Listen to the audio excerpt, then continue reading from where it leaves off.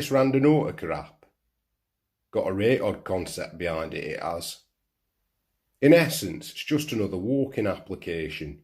Become quite popular of late, actually, due to there not being much on. It encourages you to explore your local area. However, where it differs from other apps of this kind, the location is set by using the power of intention. Well, what does that mean, I hear you ask? Well, say for example you wanted to see something strange, a bit weird. What you'd do is fire up the app. You're then given a few options: anomaly, void, attractor and pseudo. Not quite sure what they all mean, but it's got something to do with quantum points. Yeah, I don't know either, to be honest. Anyway, you select one of these, then your radius, say 8 kilometers or so, then you're given a prompt to set your intention. Now, you don't enter this or say it out loud, you think it. So in this case, you'd think hard about something strange. The app then finds a location for you and marks it out on a route. Easy peasy. I know.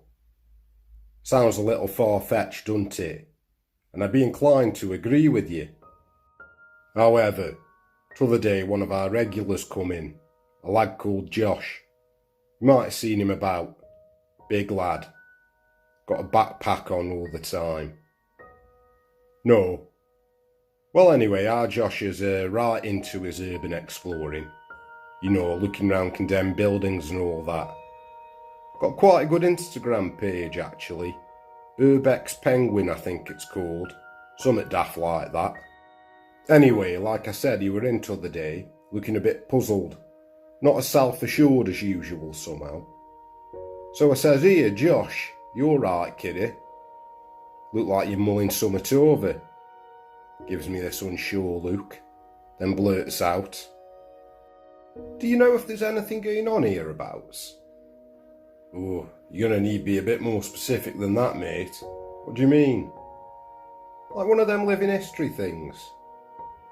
"Not that I've heard. Doubt it. What with the current state of events? I imagine everything's cancelled for the foreseeable." "Oh right. That's odd then." "What's odd?"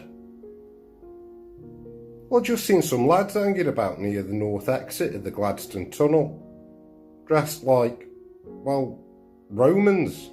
At least I think they were Romans. Looked like that's what they were supposed to be." Well, that got me attention straight away. See, the Gladstone Tunnel's one of them places that folk usually avoid. Got a bit of a rep, see, on account of it being linked to a bizarre occurrence back in the 1900s, known locally as the Vanishing.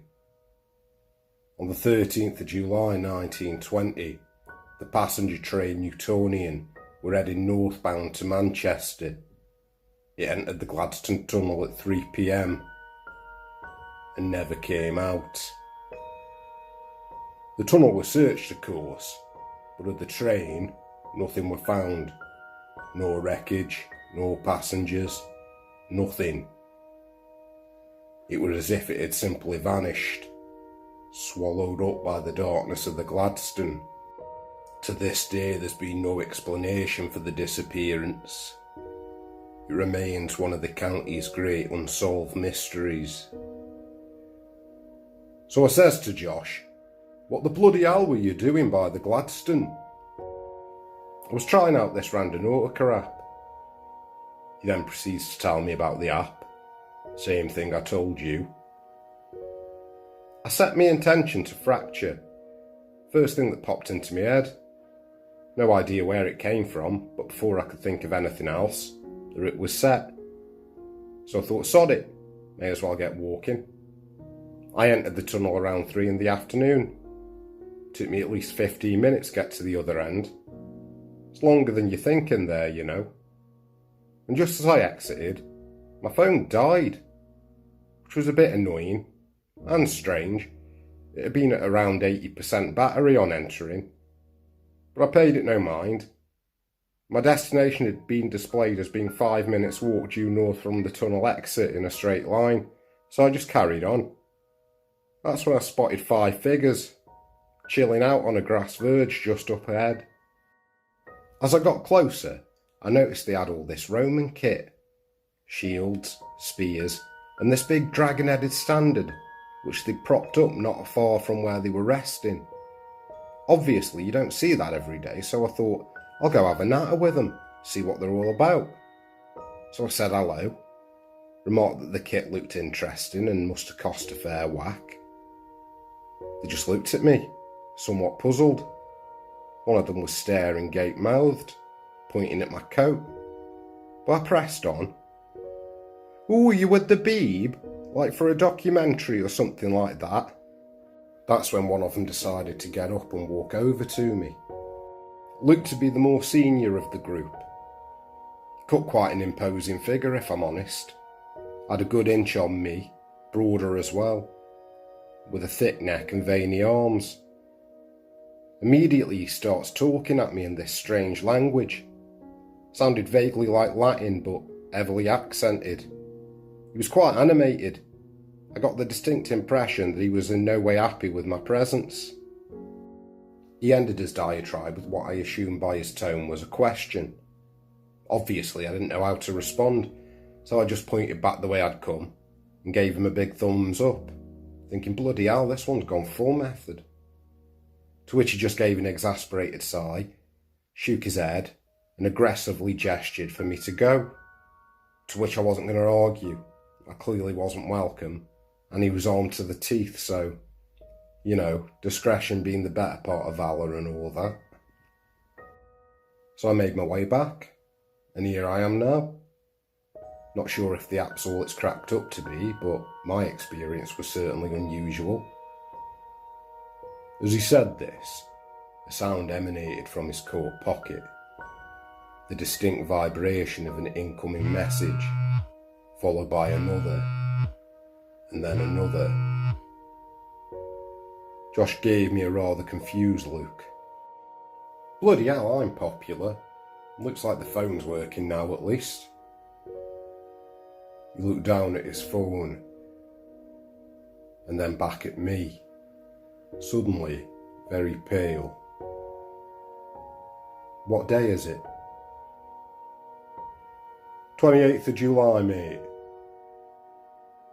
Nah, can't be. It's the 13th. Oh, I've got to go. I'll see you later. And like that, he up and left. Turns out he'd been missing for over a week. His poor man had been getting spare. Well, this somewhat strange event prompted me to do a bit of digging. And guess what? I turned up a couple of rather interesting little finds. Seem a bit too uncanny to just be coincidence. You see, back in 1960, an archaeological team unearthed the remains of a Roman fort, not more than 5 miles north from the Gladstone Tunnel, just shy of the Cheshire border. It seems at one time, likely around the latter part of the 4th century, this fort had been garrisoned by the cohors primae cornivirium, the first cohort of Cornovi, so called due to the cohort being primarily comprised of conscripts drawn from the Cornovi, or the people of the Horn, as they were also known. A loose confederation of Celtic tribes that had been extant in the area since the early Iron Age. Now, amongst the ruins, a number of remarkably well-preserved wooden tablets were found, similar to those excavated at Vindolanda in 1973. These tablets detail troop movements and exercises in the local area. However, one tablet in particular is of note in regards to this strange series of events. The tablet appears to have been addressed to the commanding officer at Pons Aelius, one of the many border forts on Hadrian's Wall. For whatever reason, it seems it were never sent. However, its contents are particularly uncanny.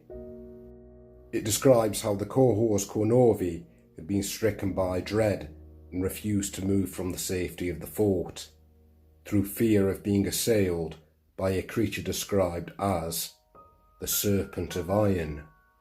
The tablet goes on to say how a patrol had fled in fear from a beast that had struck with lightning speed, a beast that roared like thunder and belched from its nostrils smoke so black it turned day to night, that vanished as suddenly as it appeared. Now, what does that sound like to you? Certainly makes me wonder, especially when considering Josh's experience.